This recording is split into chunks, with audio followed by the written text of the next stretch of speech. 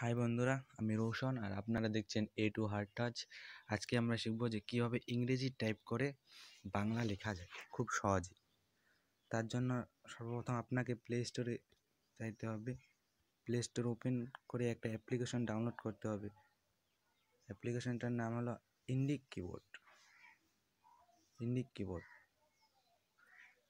আমার ডাউনলোড করা আছে, আপনারা ডাউনলোড করে নেবেন। ওপেন ইনপুট, এখানে সব অ্যালাউ করে দেবেন, সব পারমিশন দিয়ে দিবেন সবগুলাই।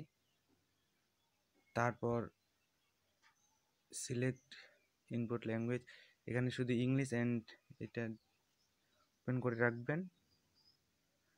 তারপর সব হয়েছে, ব্যাক করে দেখি এখন হচ্ছে কি হচ্ছে না, চেক করি।